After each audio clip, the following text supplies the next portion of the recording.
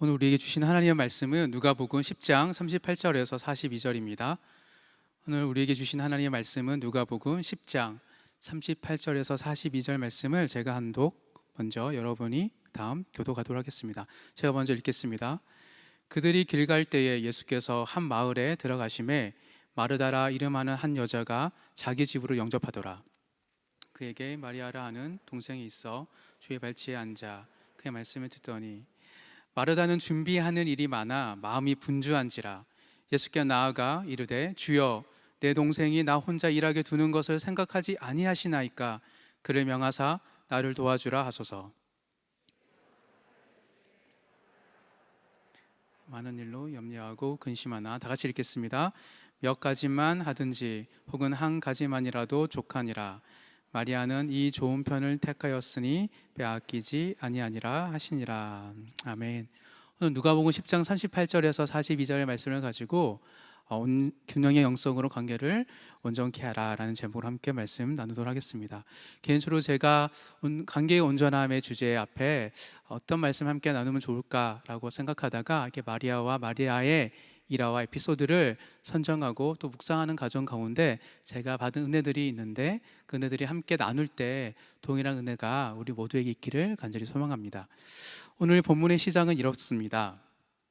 38절입니다. 그들이 길 갈 때에 예수께서 한 마을에 들어가심에 마르다라 이름하는 한 여자가 자기 집으로 영접하더라. 예수님께서 머무르시는 마르다의 집에서 일어난 잠깐의 이야기입니다. 마르다와 마리아 두 자매 간의 사소한 갈등에 있어서 예수님께서 어떻게 반응하시고 대답하시는지에 대한 이야기가 담겨 있습니다. 이것은 어느 가정에나 흔히 일어날 법한 형제 자매 간에 또한 부모와 자식 간에 일어난 일상적인 일화의 기록입니다. 그래서 그런지 누가복음의 저자 누가는 마르다와 마리아가 사는 마을의 지명을 의도적으로 언급하지 않는 것 같습니다. 왜냐하면 마르다와 마리아와 그리고 그의 오라비 나사로는 성경 특히 복음서에서 유명합니다. 요한복음에서는 정확하게 베단이라는 지명을 기록하고 있고 또 누가복음에서도 다른 성경에 보면 누가복음의 기록에 보면 베단이라는 장소가 언급되는데 오늘에서는 그냥 한 마을로 표현하기 때문입니다. 또한 예수님의 여정 중에 잠시 머문 때라고 이렇게 언급하면서 예수님께서 굳이 이곳을 베다니를 가려고 했던 의도가 아니라 그냥 가는 과정 가운데 잠시 들렸던 그 한 마을에서 일어난 이야기인 것처럼 마치 우리에게도 일상적으로 일어날 법한 이야기인 것처럼 이야기하고 또 소개하고 있습니다. 우리도 방 청소나 설거지 등 일상적인 집안일을 하면서 가족들과 이렇게 옥신각신할 때가 있지 않습니까? 그러다가 크게 이렇게 다투기도 하고 때로는 그 아무 일도 없었던 듯이 금방 이렇게 웃고 떠드는 그런 사소한 다툼들이 늘 있습니다. 물론 사소한 실랑이가 큰 설전으로 이어지게 되면 과거에 받은 상처들이 이렇게 들추어지는 말을 누가 언급하는 순간부터는 이제 마음에 큰 상처가 되는 말들을 주고 받게 되겠죠. 두 자매 중에 동생 마리아는 모르겠지만 언니 마르다는 사소한 다툼에서 큰 설전으로 이어지는 그 감정의 경계선에 놓여 있는 것처럼 보여집니다. 그러니 모든 이들이 마리아 집에 함께 머물고 예수님과 함께 다가와 예수님의 말을 듣고 있던 모든 이들이 예수님의 말씀에 귀 기울이는 그 순간, 그 시간에 갑자기 예수님께 격양된 목소리로 이렇게 말하는 것입니다. 39절 40절입니다. 그에게 마리아라 하는 동생이 있어 주의 발치에 앉아 그의 말씀을 듣더니 마르다는 준비하는 일이 많아 마음이 분주한지라. 예수께 나와 이르되 주여 내 동생이 나 혼자 일하게 두는 것을 생각하지 아니하시나이까. 그를 명하사 나를 도와주라 하소서. 이 날은 어떤 날이죠? 예수님을 맞이하여 가슴 설레고 굉장히 기쁜 날입니다. 상상해 보십시오. 마르다의 집안에서 모든 이들이 이목이 예수님께 집중되어 있는 것을 마치 꿀보다 더 진한 그 단 주님의 말씀을 하나라도 놓치지 않겠다라는 그 사람들의 표정과 눈초리가 상상되십니까? 진리의 말씀을 향한 뜨거운 열기와 그 어떤 소음도 허락하지 않겠다는 그 침묵의 집중력, 옆 사람의 숨소리밖에 들리지 않는 그렇게 가득 채워진 밀도가 높은 그 공기의 무게감이 마치 느껴지지 않는 것 같습니까? 지금 이 순간도 이와 같은 그런 하나님의 은혜의 열기와 찬양의 열기와 또 하나님의 말씀을 사모하는 그 집중력이 아나운심의 본당에 가득하기를 간절히 소망합니다. 그런데 갑자기 어떤 일이 일어난 거죠? 그 뜨거운 열기에 마치 누군가가 찬물을 끼얹듯이 마르다의 짜증 어린 목소리가 불현듯 울려 퍼집니다. 씩씩거리며 쿵쿵 소리나며 마르다가 와서 말하는 거겠죠. 예수님, 내 동생이 나 혼자 일하게 두는 것을 보고 아무 생각도 없으세요? 마리아에게 어서 나를 도와라고 말씀하셔야죠 라는 것처럼 말하는 것 같습니다. 마리아는 예수님께 여동생을 나던져 달라고 어리광을 부립니다. 초딩도 아닌 성인이 말이죠. 오히려 어린 아이가 라면 그렇게 아마 대담하게 행동하지 못했을 것입니다. 그 엄숙하고 집중이 가득한 곳에 마르다에게 도대체 어떤 일이 일어났기에 마르다가 그렇게 행동했을 수 있었을까요? 사실 마르다는 그의 집에 예수님을 초대하고 모셨던 사람이잖아요. 그런데 지금 이 순간 마르다는 영적인 진수성찬을 마치 뒤엎는 듯한 행동을 서슴없이 하고 있는 것입니다. 최초의 원인은 간단합니다. 왜 도대체 마르다가 이렇게 변할 수 있었을까요? 두 자매가 집에 초대합니다. 예수님을.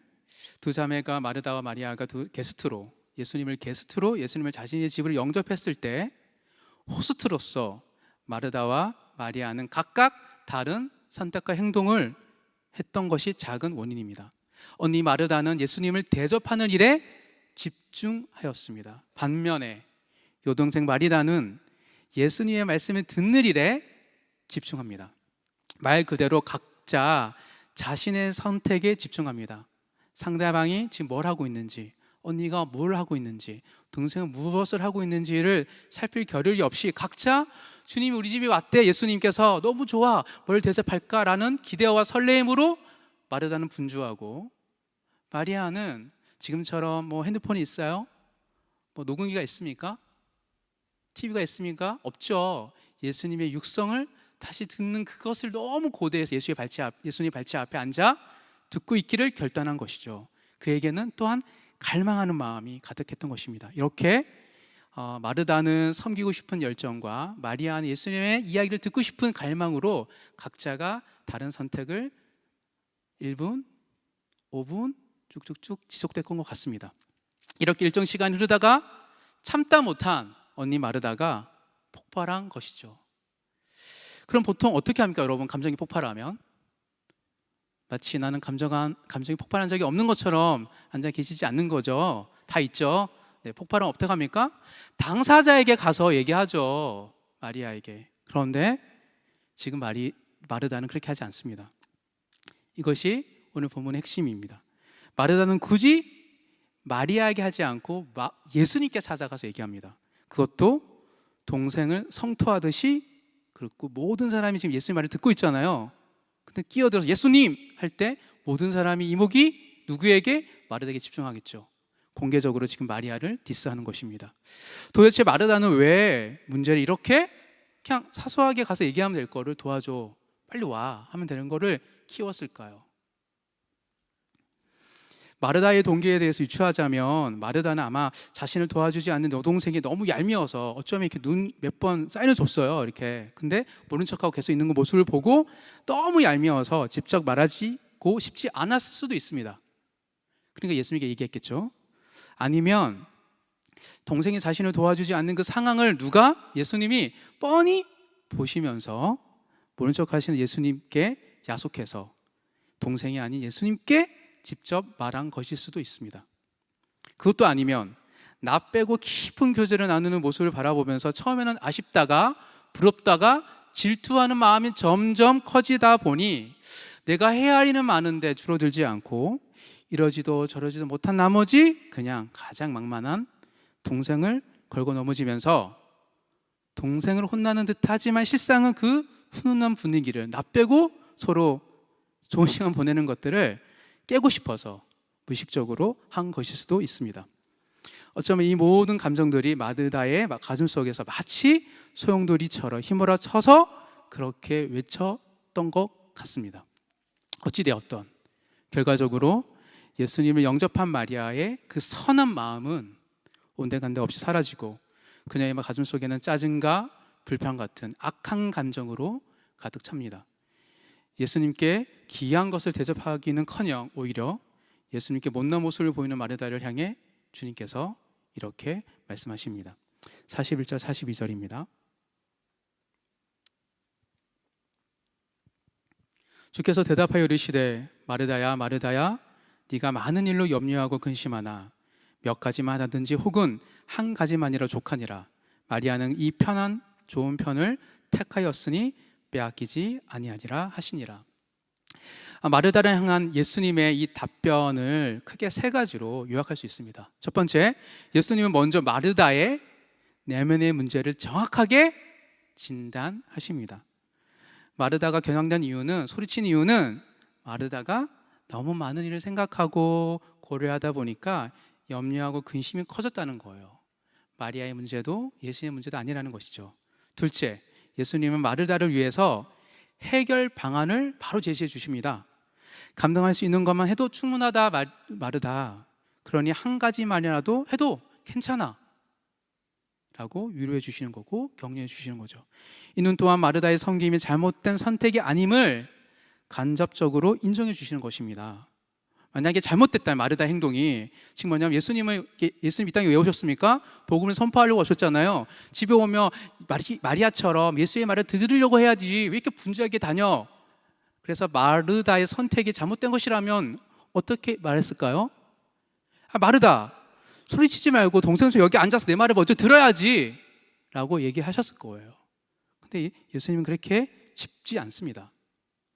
너가 원하는 것 한 가지도 족하니 그걸 해 라고 마르다를 격려하고 위로하는 것이죠. 간접적으로 모든 사람들에게 마르다의 섬김이 잘못됐다라고 아닌 것, 잘못되지 않았다는 것을 또한 인정해 주시는 것입니다. 왜냐하면 마르다의 진심을 예수님이 너무 잘 알고 계셨기 때문이죠. 마르다는 정말 예수님께 가장 좋은 거를 드리고 싶었어요. 예수님과 함께 온 일행들, 제자들 10장 초반에 보면 70인을 파송하거든요. 엄청 많이 왔어요. 많았을 거예요. 그 한 사람 한 사람들에게 뭘 대접하고 싶은 마음에 너무 기대가 찼다가 그것들이 서서히 사라진 거죠. 근데 그 선택을 하나님은, 예수님은 아셨던 것이죠. 즉 마르다의 선택과 그녀의 유도, 즉 제가 표현하기에는 마르다의 영성을 주님은 인정하신 것입니다. 그렇게 예수님께서는 마르다의 내면 상태를 진단하시고 그리고 마르다에게 필요한 것을 지금 처방해 주시고 문제 해결을, 그다음에 어떤 말을 하십니까? 세 번째, 예수님은 마르다를 향하여서 마리아에게 대한 그 말투에 보면 마르다가 동생 마리아에 대한 판단을 이미 합니다. 동생은 잘못됐어, 날 도와주지 않았기 때문에. 그 판단과 그리고 공개적으로 비난하는 그것을 질책하시죠. 예수님은 마르다가 지금 마리아를 자신의 기준으로 판단하고 자신의 생각을 강요하고 있다라고 얘기하십니다. 이는 틀렸다. 그래서 마리아 동생의 선택은 절대 빼앗기지 않을 것이다. 마르다 입장에서 억울할 거예요. 나 뺏으려고 한 거 아닌데요. 근데 예수님께 정확하게 얘기하시죠. 빼앗기지 아니한다. 이렇게 예수님은 마르다와 마리아 두 자매 간의 이야기의 갈등을 중재하시고 해결하고 계셨습니다. 여기서 한 가지 질문이 생겼습니다. 이 일화의 목적은 무엇일까? 예수님은 단순히 자매지간에 다투지 말라는 교훈을 우리에게 하시는 것일까? 가족끼리 다투지 말고 언니가 동생을 너무 너 식대로 막 이렇게 강요하지 마, 그라는 그 도덕적이고 일상적인 교훈을 우리에게 주시는 것일까요? 때때로 예수님께서 이런 사소한 것까지 우리의 얘기를 들으시고 공감하시고 대답해 주시는 모습을 보면 위로가 되지만 한편으로는 정말 그럴까라는 생각이 듭니다. 왜냐하면 그 순간 마르다와 마리아만 있는 것이 아니라 예수님을 따랐던 제자들의 무리가 함께 있었기 때문이죠. 그들에게는 어떤 교훈이 있을까? 그리고 이것을 기록한 누가는 이 에피소드와 일화가 예수님의 의도는 무엇이라고 생각하면서 기록했을까라는 생각을 가지게 되었습니다. 이 질문의 답을 찾아가는 과정에서 발견한 누가복음에서 힌트 두 가지가 있는데, 그 두 가지를 짧게 나누면서 제가 그 속에서 이 힌트를 통하여서 발견한 예수님의 의도는 이거였구나 라는 깨달음 속에서 제가 받은 은혜가 동일하게 전달되기를 간절히 소망합니다. 누가복음에서 발견한 첫 번째 힌트는 무엇이냐면, 본문이 속해 있는 이 맥락에서 찾을 수 있습니다.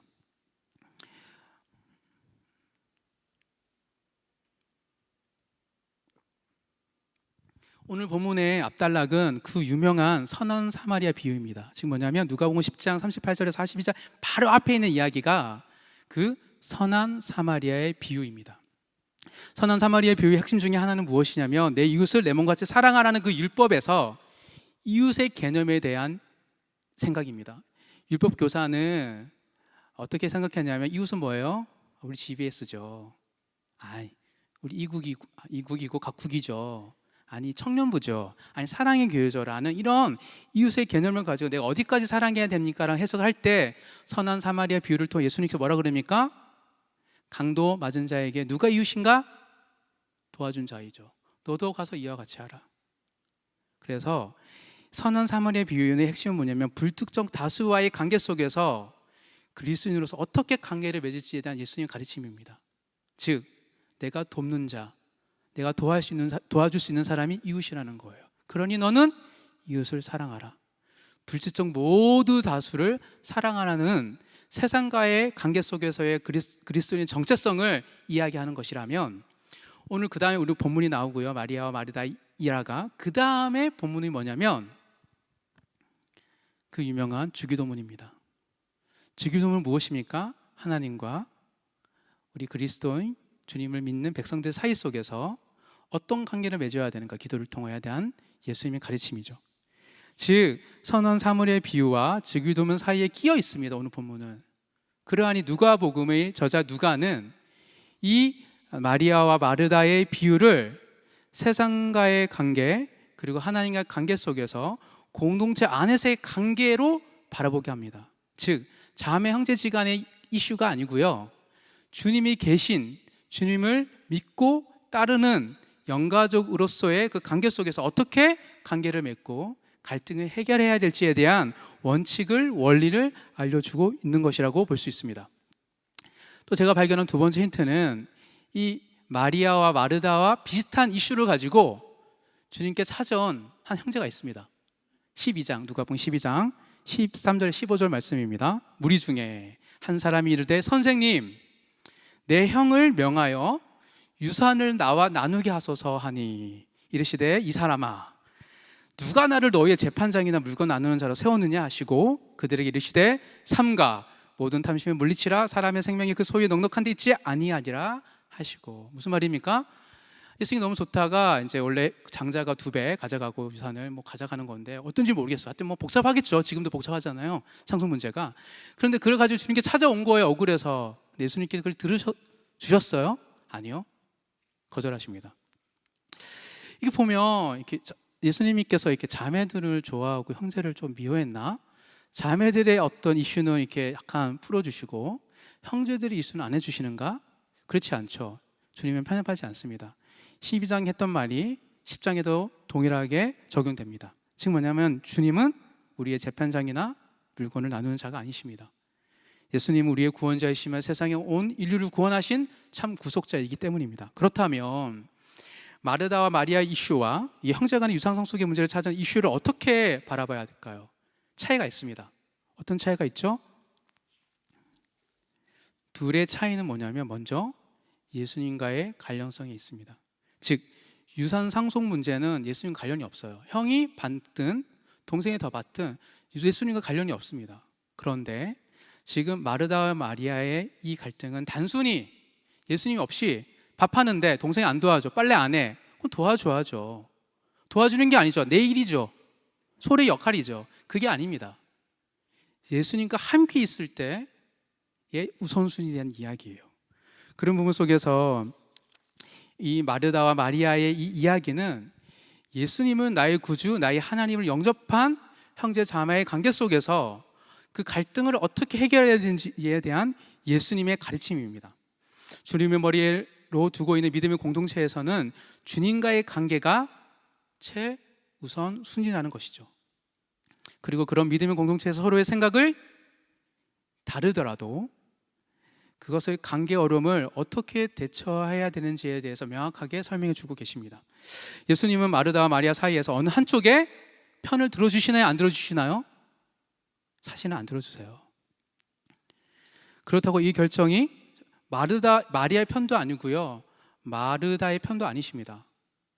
마르다에게 마리아를 이렇고 저렇고 너가 빼앗지 말라는, 뭘 빼앗지 말라는 거예요? 나와의 관계를. 왜냐하면 예수님은 단순히 이런 어떤 획일적인 선택이나 또는 다양한 선택을 존중한 게 아닙니다. 지금 뭐냐면 마치 마르다가 마리아도 나와 같이 섬기고 말씀을 들어야 된다는 생각을 가지고 마리아를 지금 판단하고 있는 거에 대해서 거절했을 때 뭐예요? 야, 공동체 어떻게 획일적이야, 다양성을 존중해야지 것처럼 비춰질 수 있잖아요. 근데 사실 그렇지 않다는 거예요. 왜냐하면 예수님의 이슈는 마르다와 마리아 같아야 되냐, 다르게 행동해야 되냐 있지 않습니다. 나와의 관계성에 대해서 누구도 빼앗지 못한다는 것이 주님의 논리고 논점입니다. 그러니까 빼앗기지 아니하니라. 선한 사마리의 비유는 너도 이와 같이 하라. 그리고 기도하라. 이 가정 보면 주님은 우리에게 주님과의 관계, 세상과의 관계, 하나님 관계 속에서 어떻게 행동해야 되는지 얘기하는데, 공동체 내에서 제일 중요한 건 주님과의 관계에 있다라고 말하는 것이죠. 마리아의 선택을 또한 존중하십니다. 마찬가지로 주님은 마르다의 선택도 존중하시죠. 그러니 마르다에게 여전히 그녀가 주님을 위한 선택을 하나를 하든 둘을 하든 스스로가 결정하라고 그 선택권을 주고 계시는 거 아닙니까? 만약에 마르다가 잘못했으면 선택을 빼셔야죠. 이렇게 하라고 얘기하셨어야죠. 근데 그렇게 하지 않습니다. 왜냐하면 주님 몸된 교회에서 주님과의 관계는 우리의 자유의지 속에서 자발적으로 주님을 좋아서 주님의 음성을 듣고 싶어서 밟지 않기도 하고요, 남성 위주의 사회 속에서 여자가, 마리아가 남성 무리 아래에 끼어서 예수님의 발치 아래 앉아있는 건 되게 불편한 거예요. 그거를 누가 공식적으로 마르다가 너 나와 동생 할 때 아니야, 누구도 빼앗지 못해 라는 순간 모든 남성들이 그를 들었죠. 동일하게 마르다에게 너 그렇게 흥분하고 동생이 디스하려고 그러면 그만둬 라고 얘기하지 않죠. 많은 일로 근심하는구나, 하지만 하나라도 너가 원하는 것들을 하렴이라고 여전히 마르다에게도 마리아에게도 주님의 선택권을 주고 계십니다. 주님의 관계에 있어서. 이것이 바로 주님이 보여주신 균형의 영성이라 저는 생각합니다. 주님은 마리아의 영성도 존중하시고 동시에 마르다의 영성도 인정하십니다. 그래서 한쪽이 자신의 가치 판단의 기준으로 다른 일을 쉽게 평가하고 판단하여 비난하는 그 행위를 단호하게 질책하고 계시죠. 영성이란 주님을 갈망하고 더욱 필요함을 스스로 깨닫는 것입니다. 그래서 마리아는 눈초리에 불구하고, 남자들의 눈초리, 언니의 눈초리에 불구하고 예수님 발치 앞에 말씀을 들었고, 너무 그 말씀이 나에게 필요하기 때문에, 동일하게 마르다는 분주하지만 말씀을 듣고 싶지만 동생처럼 주님을 섬기고 싶어서 그렇게 분주하게 다녔던 것입니다. 주님 없이는 단 하루도 살 수 없는 그런 인생. 마리아도 주님이 필요했고요, 수고하고 섬기고 있는 마르다도 주님 말씀이 필요했습니다. 마르다야, 마르다야, 너무 많은 걸 생각한다. 그 음성이 마르다에게 필요했던 것입니다. 주님이 없이는 단 하루도 온전하게 살 수 없는 것이 바로 죄로 물든 세상에서 살아가는 우리의 본질이기 때문입니다. 말씀을 정리하겠습니다. 예수님을 우리의 생각의 고리에 넣어서는 안 됩니다. 우리의 프레임 속에서 예수님의 가치와 예수의 말씀을 이해한다면 오해할 수 있습니다. 획일적인 생각, 다양성을 추구하는 주님의 선택, 둘 다 아니죠.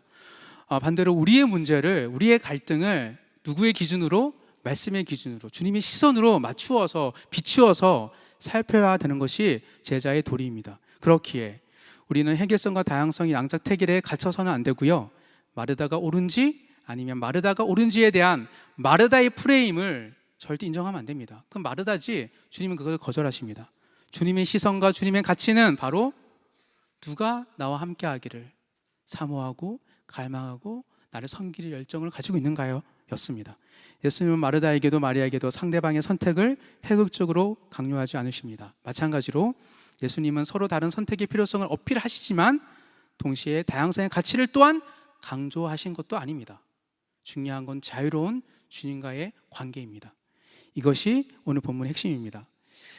해결성과 다양성의 프레임이 아닌 하나님과 관계성에 대한 기준으로 갈등을 해결하는 사랑의 교회 청년부 되기를 간절히 소망하며, 동일하게 여러분의 GBS에서도, 여러분의 가정에서도, 여러분이 믿음으로 서 있는 그 일터에서도 세상의 방법, 가치의 기준이 아닌 하나님 어떤 것이 하나님 원하시는 것입니까? 누구는 코로나가 터져서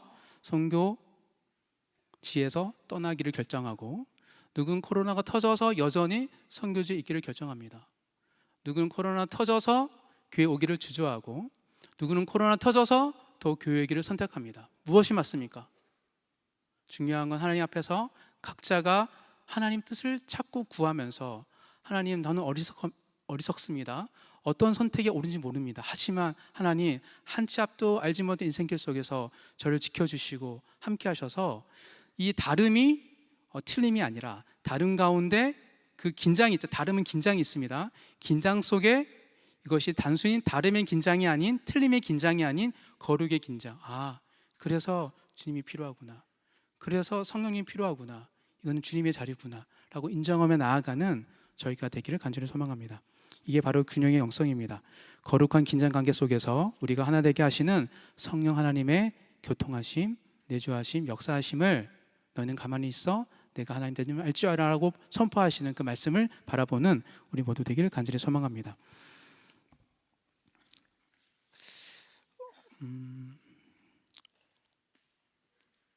찬양은 하지 않을게요. 네, 찬양은 하지 않고 오늘 같이 이 말씀을 가지고 한번 기도하고 제가 마무리 기도 마쳤으면 좋겠는데요.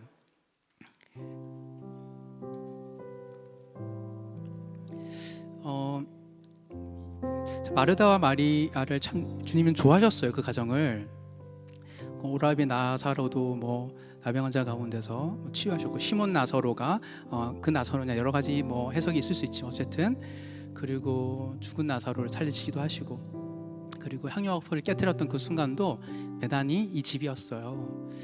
그런 부분에서 예수님께서 왜 그렇게 마르다와 마리아 집에 오셨을까? 그거는 마르다가 있었기 때문이에요. 그 수고로움, 섬김, 헌신, 또 동일하게 마리아가 있었기 때문입니다. 예수님 모든 제자들은 예수님 죽기 일주일 전에 예루살렘에 입성하실 때 모든 사람들이 호산나 부르며 자기의 겉옷을 정려나무 가지를 내려놓고 예수님 입성이 마치 유대인의 왕이 온 것처럼 여겼을 때 오로지 한 분만이 슬퍼하셨죠. 예수님은 곧 십자가에 못 박혀 죽은 거 알고 계셨기 때문에. 근데 이 마리아가 기통차게 그걸 알아요. 그래서 자기의 결혼 지참금인 향유화포를 깨트리죠. 그때 제자들은 막 화를 내요. 왜 오바하냐. 근데 주님이 칭찬하시죠. 그 이유는 하나님의 말씀에 게으르고 나태하고 일하지 않기 위해서 마리아가 있는 게 아니에요. 주의 말씀을 막 이렇게 묵상하고 주의 말씀 듣잖아요. 한순간에 결단합니다. 그의 시간에, 그의 사명대로. 사랑하는 형제 자매 여러분, 다 똑같이 해야지 진리가 아닙니다. 그런데 하나님에 대한 집중, 말씀에 대한 사모함, 거기에 대한 결단은 우리가 하나님과 관계 속에서, 주님과 관계 속에 있는 것입니다. 이 말씀을 준비하면 마지막 함께 짧게 나누고 싶은 전도서 말씀은 뭐냐면 이겁니다. 꿈이 많으면 헛된 일들이 많아지고 말이 많아도 그러하니 오직 너는 하나님을 경외할지니라. 꿈과 말이 많아야죠. 우리의 경험과 체험이 많으면 꿈이 이거예요, 비전이 이거예요, 막 말을 해야죠. 근데 그게 많으면 뭐래요? 헛된 일이 많아진대요. 이 슬픈 현실입니다. 죄로 물든 세상 속에서 연약한 자로 살아가는 우리들은 많이 틀려요. 중요한 게 뭐냐면 우리의 말, 우리의 꿈, 우리의 비전이 아닙니다. 근데 그것을 주님은 허용해 주세요. 그렇지, 많이 꿈꾸렴, 많이 말하렴. 근데 중요한 건 하나님을 경외하는 것입니다. 주님께 시선을 두는 것입니다. 주님 나의 필요합니다. 지금 나에게 말씀이 필요합니다. 나의 성금 가운데, 우리 GBS 가운데, 내 공동체 가운데, 내 진로 가운데 주님이 필요합니다는 그 고백이 정말 중요한 것입니다. 한 번뿐인 인생 내가 원하는 삶을 살아가는 것이 아니고요, 하나님을 필요하고 하나님의 도우심을 경험하는 삶이 성경적인 그리스도의 삶이기 때문입니다.